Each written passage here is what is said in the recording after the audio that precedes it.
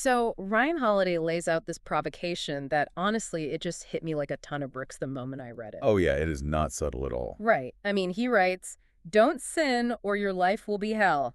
Not your next life, not your afterlife, but this life, right now, today." It's just a completely blunt, entirely uncompromising way to start a conversation about, how we actually live. Yeah, and it perfectly sets the stage for our mission today. We are taking a deep dive into this fascinating essay from the Day 92 Journal collection. Right. The architecture of a virtuous life. Exactly. And the goal is to extract a really daily, highly practical blueprint for living well from it. Which is such a phenomenal starting point because it completely strips away all those usual abstractions we associate with the word virtue. Yeah, virtue usually sounds like this dusty philosophy class concept.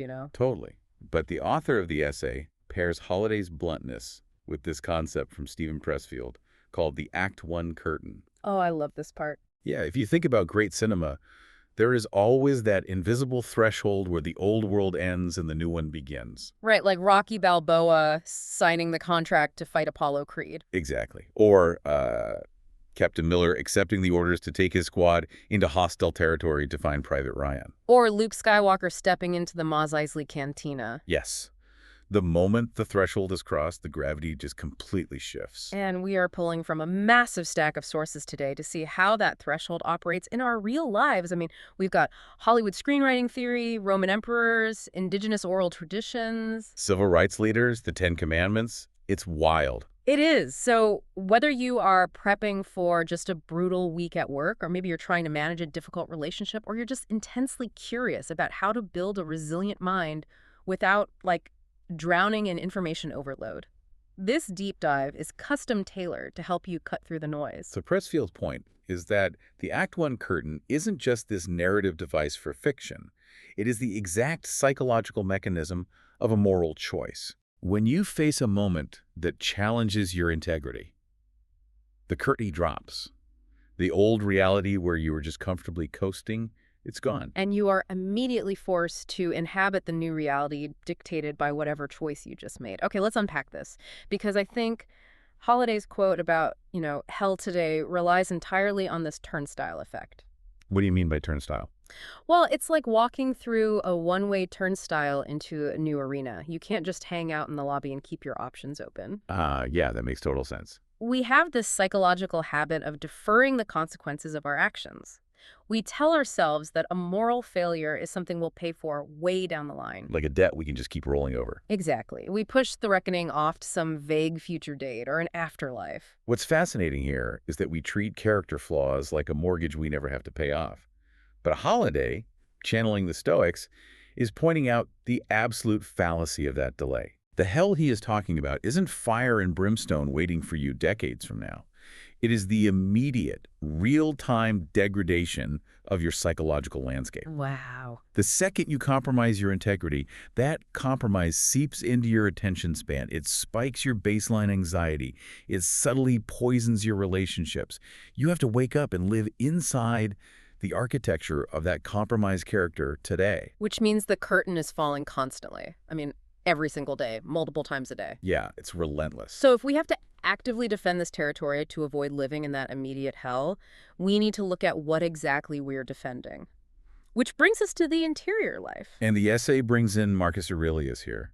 He warned that the mind's under constant active siege. And he gets really specific too, right? Yeah, he lists the attackers as drama, combat, terror, numbness, and subservience. And the context of his writing makes that list incredibly practical. I mean, Aurelius wasn't operating from some serene meditation retreat. Not at all. He was writing those thoughts while living out of military tents on the frontier. Just managing massive wars, dealing with endless political flattery, and navigating these deep betrayals within his own inner circle. So when he talks about the mind being under siege by drama and combat, he is talking about the literal environment he woke up in every single day. Right. His philosophy was a survival mechanism for an environment basically designed to erode a person's character. And the essay draws a really useful boundary line here.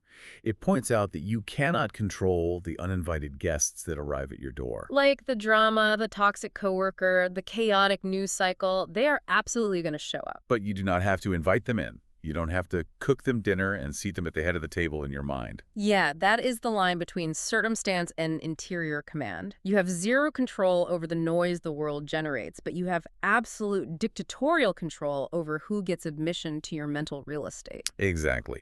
And the essay pulls in a quote from the legendary UCLA basketball coach John Wooden to reinforce this, where he states, "Emotion is your enemy." Okay, wait. I actually really struggle with that Wooden quote. Oh, really? How so? It just feels like an endorsement of total apathy. If emotion is the enemy, aren't the Stoics and people like Wooden just telling us to become numb robots? I hear you. I mean, taking all the joy and passion out of life doesn't sound like a virtuous architecture. It just sounds like depression. That is a completely fair reaction. Yeah. Honestly, it is the most common misunderstanding of this entire philosophy. Really? Yeah.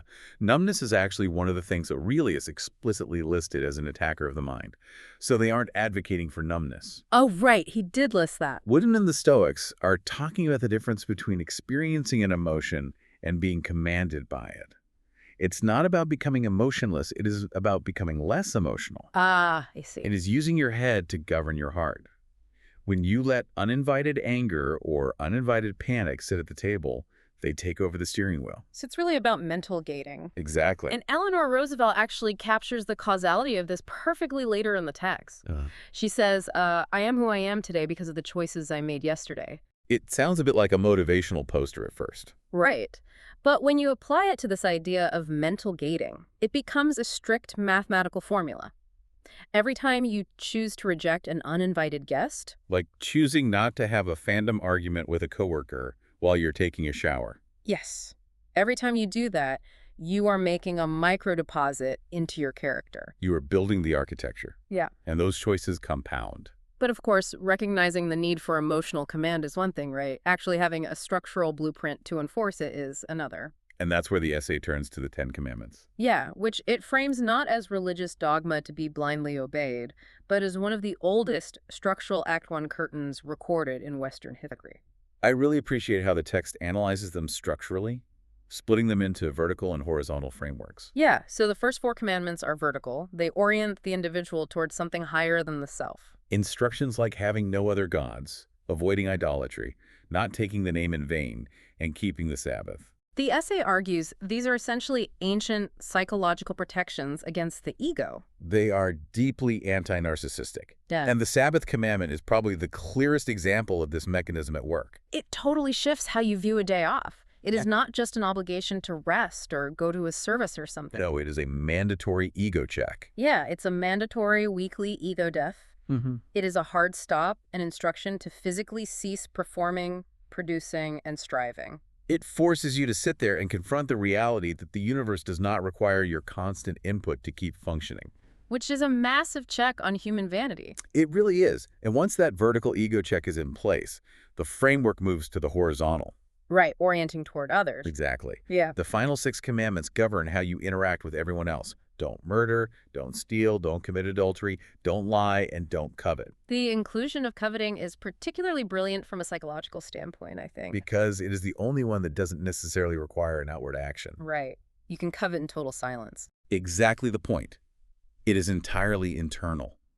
If we connect this to the bigger picture, prohibiting coveting targets the invisible posture of lack. It targets that toxic, resentful measuring of your life against someone else's. And that internal envy is the exact corruption of the interior life that Aurelius was fighting against. It rots the foundation. The essay pairs this concept with Chief Tecumseh, right? Who warned, abuse no one and no thing, for abuse turns the wise into fools and robs the spirit of its vision. Changing the metric from a moral failing to a cognitive one is fascinating. It robs the spirit of its vision. Yeah, if you are consumed by coveting what your neighbor has, you literally cannot see the reality of your own life. Clearly, your vision is compromised. But let's test this idealism against the real world, because it is relatively easy to maintain a pure, non-covetous posture when you are resting on the Sabbath. Oh, absolutely. It is a completely different game when you walk into a highly competitive corporate environment on Monday morning. The essay leans right into that friction. It sets up a fascinating, almost jarring tension between Robert Greene, the author of the 48 Laws of Power, and Marcus Aurelius. Here's where it gets really interesting. This is the part of the text that really made me pause. Right. It brings in Greene's Law number 1, which is never outshine the master. And it uses Galileo as the historical template for that. Galileo discovers the moons of Jupiter. And instead of taking the absolute glory for this world-changing scientific discovery, he names them the Medicean stars. After his incredibly wealthy and powerful patrons, the Medici family. He basically turns his patrons into celestial gods to stroke their egos. And in return, he gets the funding and the political cover to keep doing his research. He took a situation that could have sparked massive insecurity and rivalry from his patrons and engineered it into a lifelong partnership. He managed the egos above him flawlessly. But then the text immediately pivots back to Marcus Aurelius. Aurelius holds the highest, most powerful office on the planet, yet he constantly reminds himself of his own insignificance. Right. He actively measures his success by the honors he declines. He looks at his royal purple imperial cloak and tells himself it is just sheep's wool dyed in the blood of a shellfish. That imagery is so striking. But wait, these two approaches feel completely contradictory. I mean, Greene is preaching cynical, self-interested manipulation. Aurelius is practicing radical, self-effacing humility. How can these two completely different worldviews coexist in the same deep dive? Well, they look contradictory if you view them on the same plane, but they actually represent the complete dual reality of navigating the world. Right. You have an external reality and an internal reality. You must navigate power dynamics safely in the external world like Galileo did. Because if you ignore the egos around you and just blunder forward with your own brilliance, you will be crushed by the hierarchy. Exactly. But internally, you cannot let that maneuvering define your character. You have to maintain the extreme humility of Aurelius behind closed doors, or the power will corrupt you. So it is about separating the survival tactic from your core identity. That's it. You play the corporate game, you smile in the boardroom, you make your boss look good, but you don't take that posturing home with you and mistake it for who you actually are. That is the synthesis. Yeah. The novelist Walker Percy is quoted in the text offering a great summary of this balance. He said, "Make golden fleece and be humble about it. Oh, I love that. Go out into the world, achieve massive things, secure your funding, navigate the courts of power with absolute tactical skill. But do not let the purple cloak become your skin." And the writer Laura Catford adds another layer to this, noting that true significance doesn't stem from dominance anyway. It comes from genuine creative presence. Which is such a critical distinction. But man, it requires an enormous amount of energy to hold those two realities together. The external ambition and the internal humility. It's exhausting. It really is. So what happens when the weight of trying to perfectly execute this architecture causes a failure? Because if the Act 1 curtain drops and we make the wrong choice or we stumble, it's very easy to just freeze up out of perfectionism. The essay addresses that paralysis by shifting the focus entirely to forward motion. It relies on Martin Luther King Jr.'s deeply structural view of virtue. Right. He said, if you can't fly, then run. If you can't run, then walk. If you can't walk, then crawl. But whatever you do, you have to keep moving forward. It removes perfection from the equation entirely. Momentum is the only metric that matters. Yeah. There is a deeply relatable quote from the humorist James Thurber included here too. He said, "You might as well fall flat on your face as lean over too far backwards." That's so good. Leaning over backward to avoid making a mistake just guarantees you aren't going anywhere. Exactly. It's the difference between freezing because you can't deliver a flawless presentation versus just stumbling through the rough draft. The curtain dropping on a failure isn't the end, it's just the start of Act 2. Right. But to sustain that kind of momentum without burning out, you have to change how you measure success. And the entrepreneur Chip Conley offers a brilliant framework in the essay for that. He says, we have to shift our internal operating system from trying to compete and prove to trying to learn and improve. Think about the mechanics of competing and proving. It requires an audience. Always. You are constantly scanning the room to see how you stack up against everyone else's highlight reels, which brings us right back to the psychological toxin of coveting. It is an outward performance, and performance is inherently exhausting. Because you don't control the audience. But learning and improving is entirely inward. It focuses only on the gap between the person you are today and the person you have the potential to become tomorrow. It is a sustainable engine because the locus of control remains entirely in your own hands. Exactly. But wait, I feel like there is a glaring blind spot in all of this. Oh, what's that? Well, everything we've discussed so far, the stoic self-management, maintaining emotional command, the internal metrics of learning and improving, it is all incredibly individualistic. We are just talking about optimizing ourselves. Doesn't this relentless focus on our own interior architecture kind of miss the broader context of actually living in a society with other people? It absolutely does, and that is exactly where the essay introduces a massive paradigm shift. It moves away from the isolated, individualistic Stoic tradition and centers the deeply relational worldview found in several indigenous oral traditions. Okay, yes. This section forces a total recalculation of what a good life means. The essay highlights a Navajo teaching which states that it is fundamentally wrong to have more than you need. The reasoning is what's so striking. Right. It's not because wealth itself is inherently evil, but because in a connected community, having excess inherently means you're withholding resources from your people. Wealth isn't an achievement, it's an imbalance. It completely changes the moral center of gravity. The Arapaho tradition echoes this, teaching that you should take only what you need and leave the land exactly as you found it. And the Salish teaching expands on the interconnectedness, stating that everything on Earth has a specific purpose, and every single person is here on a mission. So if the Stoics are trying to teach you how to build a fortress, so your soul survives a corrupt world, the indigenous traditions are teaching you that your soul isn't the only thing that matters. Right. Your life is not primarily about your personal internal resistance. It is measured by your relationship to the community, to the ecosystem, and by what you leave behind for the whole. Which culminates in the wisdom of White Elk. He offered a profound metric for a human life. He said, "When you were born, you cried, and the world rejoiced. Live your life so that when you die, you rejoice, and the world cries." It stops you in your tracks when you really think about the mechanics of that. It really does. You arrive on day one, vulnerable, needing everything, consuming resources, and everyone around you celebrates. And your ultimate goal is to reverse that dynamic by the time you leave. Right. You are supposed to depart completely empty, having given every ounce of your utility away, totally content, while the community mourns because they have lost someone genuinely indispensable. The ultimate success isn't fame or an unbothered mind. It is genuine usefulness. But, and here's where I struggle, that brings us to the hardest reality check of all. Okay. The world isn't always a receptive community that values your usefulness. I mean, it is often fully uncooperative. True. We are surrounded by legalized corruption, ruthless power dynamics, and people who are actively trying to exploit the system. So what does this all mean?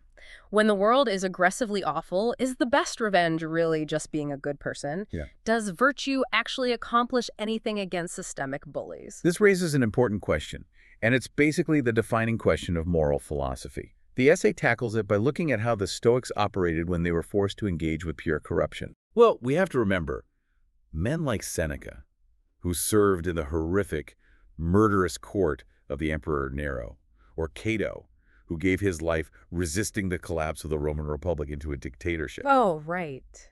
They did not retreat to a mountaintop to protect their peace. They stayed in the arena. They fought the corruption from the inside. And crucially, conventionally speaking, they lost. I mean, Cato died. Seneca was forced to end his own life. They didn't magically overthrow the bullies just by being virtuous. No, they didn't win the conventional game of power. But the essay argues that their ultimate revenge and the true power of their architecture was that they refused to let the awfulness of their era make them awful. Wow. Virtue creates a completely independent kind of freedom. When the environment demands that you become cynical and corrupt to survive, retaining your integrity makes you the literal antidote to the disease of your time. And to be that antidote, you have to stay engaged. The essay includes a great piece of folk wisdom here. God gave us a mouth that closes and ears that don't. Meaning, you can't be the antidote if you aren't paying attention to the sickness. Right. True virtue isn't just broadcasting your own righteousness. It requires listening. It requires the humility to actually observe the pain of the world and be changed by what you hear. So if you bring all these elements together, the immediate consequences of your daily choices, the mental gating against uninvited guests, navigating power dynamics without losing your soul, and integrating the relational imperative of the indigenous traditions. Yeah. The essay eventually strips all the tactical advice away to reveal one quiet central thesis. Purity of heart is the only success worth having. Exactly. When you strip away the armor, The strategic frameworks and the ambition, the entire architecture rests on what you actually love and serve when there is absolutely no audience watching. So good. And the essay quotes Jim Rohn here, who defined happiness simply as getting joy from your substance. And the philosopher John Locke, who advised attempting but a little at a time. It is a reminder that this isn't about grand, cinematic, world-saving gestures. It is about the patient, highly unglamorous daily work of becoming. It is the next small step forward, taken with absolute integrity. That's exactly it. And for you listening right now, the reality is that the Act One curtain has already fallen. You don't get to wait in the lobby anymore. No, you don't. The mission of your life is actively assigned. The only question is whether you will walk out onto the stage and face it, or whether you will stand in the wings waiting for a better, easier moment that is simply never going to arrive. And White Elk's challenge is the ultimate diagnostic test for how we are doing. He tells us that genuine usefulness means leaving the world a little worse off for your departure because you will be so deeply missed by your community. Right. So if the Act One curtain dropped for you right now, today, Right. what specific uninvited guest in your mind do you need to aggressively kick out so you can start the daily work of becoming that genuinely indispensable person to the people around you? The curtain drops. The choice is yours. We will see you on the next deep dive.